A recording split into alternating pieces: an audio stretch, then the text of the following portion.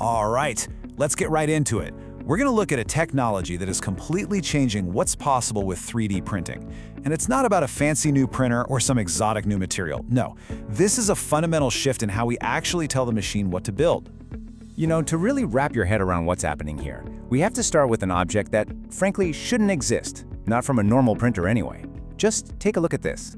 So what you're seeing is this unbelievably complex lattice structure. And get this, it was printed on a regular off-the-shelf desktop 3D printer. I mean, just look at that detail. Every single one of those strands is placed perfectly. It honestly looks more like it was woven together than printed layer by layer. So right away, you're probably asking, how on earth is that even possible? I mean, designing that shape is tough enough, but actually telling a printer nozzle to follow that exact crazy path, it seems, well, impossible. And here's the kicker. The short answer is you can't. Not with the way things are normally done. With the standard software pretty much everyone uses, getting something this perfect, yeah, that's practically impossible. And that points to this huge invisible wall we've all been hitting in 3D printing, maybe without even knowing it was there. Okay, so to really appreciate the solution here, we've got to understand the problem, right? So let's break down the old way of doing things, something we can call this slicer trap. The way it usually works is you make your cool 3D model in some design software. Then you save it as this big, kind of clunky file. Then you hand it over to another piece of software called a slicer. And the slicer's job is to literally slice your beautiful 3D model into a bunch of flat 2D pancakes. Then it just kind of guesses the best way to draw those pancakes with plastic. Every step here is like a game of telephone, and with every translation, you lose something. You, the designer, get further and further away from the actual thing being made. And it all boils down to one thing: G-code. Think of G-code as the printer's native language. It's a super simple line-by-line set of instructions. Move here, squirt out this much plastic, move over there. That's it. And that slicer program, its only job is to translate your 3D model into that G-code instruction manual. And this image? It shows the problem perfectly. On the left, you've got a medical scaffold made with a standard slicer. See how those little pores are all clogged up? That's because the slicer wasn't smart about where it started and stopped the flow of plastic. Now look at the right. The only difference is a tiny, tiny change to the G-code. The programmer told the printer, hey, before you start the real path, just move a fraction of a millimeter to the side and get that initial blob out. Problem solved. The pores are perfect. That's a level of finesse, of direct control, that you just don't get from a slicer. So, that got you thinking, right? What if you could just skip the slicer? What if you could throw out the middleman and speak directly to the printer in its own language? What if you, the designer, could write the G-code yourself? Well, that is the big idea we're talking about today. And this is it. This is the answer. It's called FullControl GCode Designer. It's open source and it totally changes the game. With this, you stop thinking about designing a static shape. Instead, you start designing the actual process of making the thing. And this isn't some niche idea. It's something the pros have been crying out for. As Sarah Babu says here, to really push the boundaries, you need tools that let you design without being constrained by the old broken process. You need to think about how it's made from the very beginning.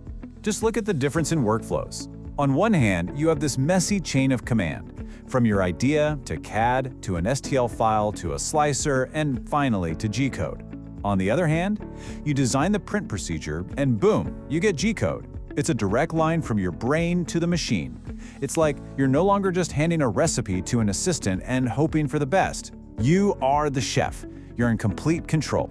Okay, so this is where it gets really cool. Because when you give designers this kind of power, what happens? They start making things that were literally unthinkable before. Things a slicer just wouldn't even know how to create. Like this, for example. Who says 3D printing has to be flat layers stacked on top of each other? With FullControl, you can create these non-planar 3D toolpaths. This zigzag pattern actually weaves between the layers. And why does that matter? Well, it breaks up the straight lines where a part would normally crack, making the whole thing way, way stronger. Or how about this? You can print pure math. I'm serious. This gyroid structure, it wasn't designed as a 3D model. Nope. Someone just plugged the mathematical equation for a gyroid into the software, and it translated that math directly into the G-code to print it. How wild is that? Okay, now this one's gonna bake your noodle a little bit. All of these objects were printed using the exact same G-code path. The printer's nozzle followed the identical route for each one. So how are they different? The only thing that changed was the speed of the plastic coming out. By controlling just the extrusion rate, you can create totally different densities and structures. You're not just designing a shape anymore, you're designing with the machine's actual parameters. And all that control lets you do things like this, a concept for a shoe sole. A normal slicer would just take the shape of the sole and fill it with a clunky grid, leaving all these weak, chopped-up cells around the edges. But here, the lattice itself is the shape. It flows and conforms perfectly to every curve. That means no weak spots, just a super strong, super efficient structure. The level of precision you can get is just insane. This little thing is a tiny dog bone shape used for testing material strength, but it wasn't made by moving the nozzle in a dog bone path. It was made by printing a single straight line of plastic and precisely controlling its width as it printed. We're talking about control down to 20 microns. That is a fraction of the width of the nozzle itself. It's a level of detail a slicer couldn't even dream of. So yeah, we can make some really cool looking stuff, but this is so much bigger than that. This fundamentally changes how we think about designing things, and even how we share those designs with each other. Okay, so let's circle back to that crazy lattice we saw at the very beginning. You'd think the instruction file to make that would be huge, right? Well, get ready for this.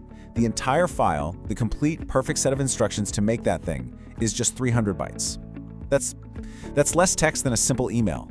Let's put that in perspective. A standard 3D model file, an STL, for something that complex could easily be a gigabyte. The FullControl file is literally millions of times smaller. And because it's the raw instructions, it's perfectly repeatable. Anyone, anywhere, can make the exact same object. No weird slicer settings to mess things up. Oh, and it's parametric. You can go into the code, change one number, like the thickness of the strands, and instantly generate a whole new version. It's just a smarter way to design.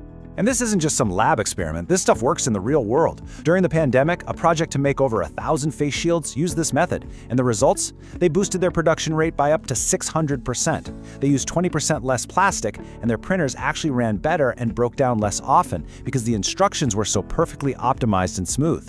That's a huge win all around. So what we're really looking at here is a change in mindset. It's a shift away from designing dumb, static shapes. Instead, we're designing smart, dynamic processes. We're creating recipes for manufacturing that are just incredibly efficient, perfectly repeatable, and, as we've seen, ridiculously powerful. And that really brings us to the final thought, doesn't it? For so long, our creativity in 3D printing has been kind of bottled up by the limitations of our software.